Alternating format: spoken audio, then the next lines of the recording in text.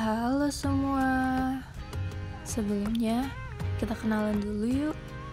Namaku Indri, NPM 23021019038. Aku gak sendiri aja nih. Aku ditemenin sama... Halo, perkenalkan nama saya Nata Pradipta, NPM 30210190039. Aku dan Kang Dipta kali ini akan membahas tentang meteorologi dan klimatologi. Kita akan membahas mengenai iklim, cuaca, dan unsur-unsur pendukungnya. Udah pada tahu belum sih meteorologi dan klimatologi itu apa? Boleh nih dijelasin dulu sama Kang Dipta. Silahkan Kang Dipta. Oke, jadi menurut Cahyono tahun 1999, meteorologi itu merupakan ilmu yang mempelajari proses fisik dan gejala cuaca yang terjadi di dalam atmosfer, terutama pada lapisan bawah, yaitu troposfer. Sedangkan klimatologi itu merupakan ilmu yang mempelajari jenis iklim di muka bumi dan faktor penyebabnya. Tadi kan Kang Dipta menyebutkan ada atmosfer, troposfer. Boleh dijelasin lagi nggak Kang? Atmosfer itu apa sih? Jadi atmosfer itu merupakan lapisan udara yang terdiri dari beberapa gas yang digunakan bumi untuk melindungi makhluk hidup di dalamnya dari radiasi berbahaya dan juga dari benda-benda angkasa seperti meteor. Nah, tidak jarang meteorit atau benda luar angkasa lain terbang menghantam bumi. Namun biasanya benda-benda tersebut telah habis terbakar sebelum memasuki bumi berkat si atmosfer ini. Selain itu, atmosfer juga menjaga suhu bumi tetap hangat sehingga bumi kita layak untuk ditinggali. Nah, kandungan yang terdapat dalam atmosfer ini terdiri dari beberapa gas, yaitu nitrogen, oksigen, argon, karbon dioksida, dan sisanya berupa uap air seperti krypton, neon, xenon, hidrogen, kalium, dan ozon. Nah, atmosfer ini terdiri dari 5 lapisan. Yang pertama ada troposfer, yang merupakan lapisan terbawah dari atmosfer. Lapisan ini paling dekat dengan permukaan bumi, dinamakan tropos karena aktivitas di lapisan ini selalu berubah-ubah. Cuaca yang berubah-ubah, angin, udara yang dihirup, dan awan semuanya ada di troposfer.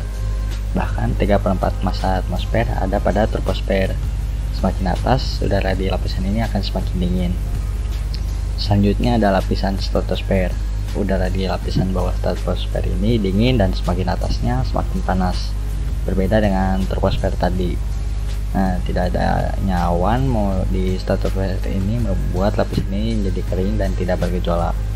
Nah, sebabnya pesawat terbang ini dapat melintas di lapisan ini. Kemudian ada lapisan ozon, senyawa yang menangkal radiasi ultraviolet dan matahari yang merusak. Tanpa perlindungan ozon, kita gak bakal sanggup tinggal di bumi. Selanjutnya ada lapisan mesosfer. Lapisan ini merupakan lapisan pelindung bumi dari jatuhan meteor atau benda luar angkasa lainnya. Nah, apa sih fungsi dari mesosfer ini? Nah, kalian pernah gak lihat meteor atau bintang jatuh? Kalau pernah, benda-benda langit yang tadi itu yang menuju ke bumi bakal terbakar oleh gas yang ada di mesosfer sehingga tidak bakal sampai ke permukaan bumi. Sama kayak troposfer, semakin tinggi lapisan mesosfernya bakal semakin dingin. Kemudian ada termosfer. Nah, termosfer ini merupakan lapisan yang terletak di ketinggian 85-300 km. Di mana lapisan ini sangat dingin karena tidak ada molekul gas yang menghantarkan panas. Selain itu, gelombang suara juga tidak bisa terdengar. Di lapisan ini, stasiun luar angkasa internasional berkeliling memutari bumi dan juga menjadi tempat-tempat satelit dari berbagai negara dipasang. Dan yang terakhir ada eksosfer. Eksosfer ini merupakan lapisan yang paling jauh dan paling tebal. Pada lapisan ini terjadi gerakan atom-atom yang secara tidak beraturan. Lapisan ini juga merupakan lapisan yang terpanas dan molekul udara dapat meninggalkan atmosfer hingga ketinggian 3150 km dari permukaan bumi. Di lapisan ini juga tidak ada udara yang bisa dihirup dan udaranya sangat dingin. Lapisan eksosfer memiliki tekanan paling rendah karena merupakan lapisan terjauh dari permukaan bumi. Seperti itu, Teh Indri. Wah, sangat lengkap dan menarik sekali ya Kang tentang atmosfer ini. Nah, sekarang gantian, tadi kan sudah dijelaskan soal atmosfer dan lapisan-lapisannya. Sekarang tolong jelaskan dong soal iklim dan cuaca, silahkan. Oke, aku akan jelaskan. Jadi, iklim adalah keadaan atau kondisi rata-rata cuaca pada suatu wilayah yang sangat luas dalam periode waktu yang sangat lama yang disebabkan oleh letak geografis dan topografis suatu wilayah yang mempengaruhi posisi matahari terhadap daerah di bumi.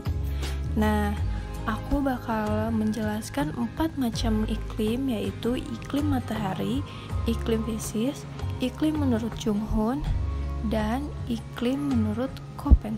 Kita bahas satu-satu yuk. Yang pertama yaitu iklim matahari. Klasifikasi iklim matahari didasarkan pada kedudukan dan pergerakan semu matahari terhadap permukaan bumi. Kedudukan matahari tersebut akan mempengaruhi intensitas cahaya matahari yang diterima oleh bumi. Klasifikasi ini telah dikenal sejak zaman Yunani kuno saat manusia telah mengetahui adanya hubungan antara temperatur udara dengan garis lintang. Nah, iklim matahari ini dibagi menjadi 3. Pertama adalah iklim tropis.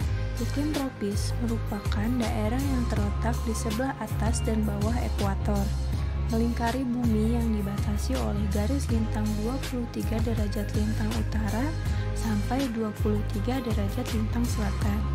Selanjutnya adalah iklim sedang.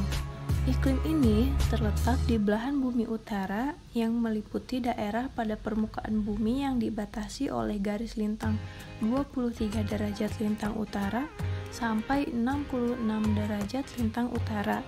Adapun di belahan bumi selatan dibatasi oleh 23 derajat lintang selatan dan 66 derajat lintang selatan.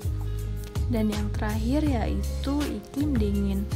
Iklim ini terletak di belahan bumi utara, meliputi daerah pada permukaan bumi yang dibatasi oleh garis lintang 66 derajat lintang utara sampai dengan titik kutub utara sebagai titik pusatnya. Sedangkan di belahan bumi selatan, daerah ini dibatasi oleh garis lintang 66 derajat lintang selatan sampai dengan titik kutub selatan. Selanjutnya, kita akan membahas tentang iklim fisis. Iklim fisis merupakan pembagian iklim berdasarkan kenyataan yang sesungguhnya di suatu wilayah permukaan sebagai hasil pengaruh lingkungan geografis yang terdapat di wilayah tersebut. Adapun lingkungan geografis yang mempengaruhi pembagian iklim antara lain seperti lautan, daratan yang luas, dan relief muka bumi. Namun, dari segi unsur iklim, sebagaimana telah dijelaskan, klasifikasi iklim hanya didasarkan pada 2 atau 3 unsur iklim saja, misalnya temperatur, curah hujan, atau angin. Nah, berdasarkan faktor ini, iklim dapat dibedakan menjadi iklim laut, iklim darat, iklim daratan tinggi, iklim pegunungan, dan iklim musim. Selanjutnya yaitu iklim Junghun. Junghun mengadakan penelitian tentang ketinggian, temperatur, dan kehidupan tanaman budidaya yang ada di Indonesia, khususnya di Sumatera Selatan dan dataran tinggi Bandung. Berdasarkan hasil penelitiannya, Junghun membagi daerah iklim secara vertikal menurut ketinggian tempat dari atas permukaan laut. Pembagian tersebut disesuaikan dengan kehidupan tumbuhan-tumbuhan tersebut, yaitu pertama ada zona iklim panas, di mana zona ini terletak pada ketinggian 0 sampai 650 meter dengan temperatur udara antara 26,3 hingga 22 derajat Celcius. Yang kedua yaitu zona iklim sedang. Zona ini terletak pada ketinggian 650 hingga 1500 meter dengan temperatur udara antara 22 derajat Celcius hingga 17,1 derajat Celcius. Yang ketiga yaitu zona iklim sejuk. Zona ini terletak pada ketinggian 1500 hingga 2500 meter dengan temperatur udara antara 17,1 hingga 11,1 derajat Celcius. Yang terakhir adalah zona iklim dingin, di mana zona ini terletak pada ketinggian lebih dari 2.500 meter dengan temperatur udara kurang dari 11,1 derajat Celcius. Oke, selanjutnya yaitu iklim Köppen. Köppen merupakan seorang ahli ilmu iklim Jerman yang membuat klasifikasi iklim berdasarkan kombinasi antara temperatur udara dengan curah hujan. Klasifikasi iklim yang dibuat oleh Köppen ini diterapkan untuk seluruh dunia. Köppen mengklasifikasikan iklim dunia ke dalam 5 jenis iklim utama yang diberi lambang huruf kapital. Contohnya, wilayah Indonesia terletak di antara 6 derajat lintang utara dan 11 derajat lintang selatan dengan temperatur tahunan 26,3 derajat Celcius. Berdasarkan klasifikasi iklim Köppen, wilayah Indonesia ini sebagian besar tergolong iklim tropik, yaitu dengan lambang AF dan AW. Nah, dan sebagian kecilnya tergolong iklim sedang, terutama di daerah pegunungan. Gimana teman-teman? Sudah mengertikah apa itu iklim dan 4 macam iklim yang tadi sudah dijelaskan? Pasti ngerti dong Teh. Oke, kalau begitu aku lanjut mengenai cuaca. Cuaca adalah keadaan udara pada saat tertentu dan di wilayah tertentu yang relatif sempit dan pada jangka waktu yang singkat. Cuaca terbentuk dari gabungan unsur cuaca dan jangka waktu cuaca bisa hanya dalam beberapa jam saja. Misalnya, pagi hari, siang hari, atau sore hari, di mana keadaannya dapat berbeda-beda untuk setiap tempat dan setiap jamnya. Begitu teman-teman. Oke, terima kasih Teh Indri atas penjelasannya. Nah, dari penjelasan Teh Indri tadi mengenai iklim dan cuaca, unsur apa aja sih yang mempengaruhi keduanya? Nah, unsur-unsur dari cuaca dan iklim sendiri ada 6 nih Kang Dipta, yaitu penyinaran matahari, suhu udara, kelembapan, awan, curah hujan, dan angin. Aku bahas satu-satu ya. Yang pertama, untuk unsur penyinaran matahari, karena matahari merupakan pusat dalam sistem tata surya, di mana seluruh planet di tata surya itu kan mengelilingi matahari.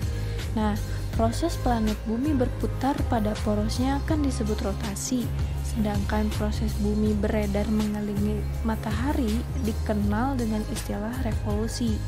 Kedua hal ini, baik rotasi maupun revolusi, berpengaruh pada perubahan cuaca dan iklim.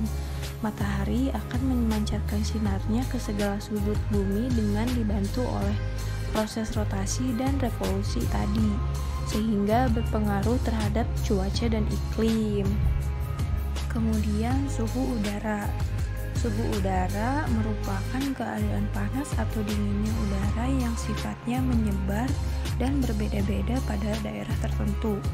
Persebaran secara horizontal menunjukkan suhu tertinggi berada di daerah tropis, garis ekuator atau garis hayal yang membagi bumi menjadi bagian utara dan selatan.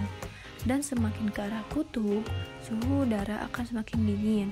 Sedangkan persebaran secara vertikal menunjukkan semakin tinggi tempat, maka suhu udara akan semakin dingin. Lanjut, yaitu kelembapan udara atau humidity. Dalam udara, terdapat air yang terjadi karena penguapan. Semakin tinggi suhu udara, maka semakin banyak uap air yang terkandung di dalamnya. Hal ini berarti semakin lembab udara tersebut. Jadi, kelembapan udara adalah banyaknya uap air yang dikandung oleh udara. Nah, alat yang biasanya digunakan untuk mengukur kelembapan udara adalah hygrometer. Kemudian selanjutnya yaitu awan. Awan ini merupakan titik-titik air atau kristal-kristal es halus di atmosfer yang berkumpul menjadi satu. Udara akan mencapai titik jenuh dengan air dan menjadi awan ketika mencapai ketinggian tertentu. Jumlah awan sangat dipengaruhi oleh perbedaan musim. Misalnya, ketika musim kemarau, jumlah awan hanya sedikit, berbeda ketika sedang musim penghujan, di mana jumlah awan akan meningkat. Nah, selanjutnya masih berhubungan dengan awan nih, yaitu curah hujan. Curah hujan merupakan tingkat intensitas hujan pada suatu daerah selama waktu tertentu. Proses terjadinya hujan diawali dengan penguapan air dari sumber-sumber air seperti sungai, danau, laut, dan samudra. Uap air akan naik ke udara dan berubah menjadi awan. Lalu awan akan melepaskan kandungan airnya ketika mencapai titik jenuh. Dan unsur yang terakhir yaitu angin. Angin merupakan udara yang bergerak dari daerah yang bertekanan tinggi ke daerah yang bertekanan lebih rendah. Perbedaan tekanan udara disebabkan oleh adanya perbedaan suhu udara. Bila suhu udara tinggi, maka tekanannya rendah. Begitupun sebaliknya. Nah, alat yang biasa digunakan untuk mengukur arah dan kecepatan angin adalah anemometer. Nah, seperti itu Kang Dipta kurang lebih penjelasannya. Terima kasih Teh Indri atas pemaparannya, cukup lengkap ya. Nah, tadi kan sudah disampaikan soal meteorologi dan klimatologi yang pengertiannya, atmosfer dan lapisan-lapisannya, iklim dan bagian-bagiannya, cuaca dan unsur yang mempengaruhi keduanya. Semoga penjelasan tadi dapat dipahami dan jadi ilmu bagi kita semua. Mohon maaf bila ada salah kata. Sampai jumpa.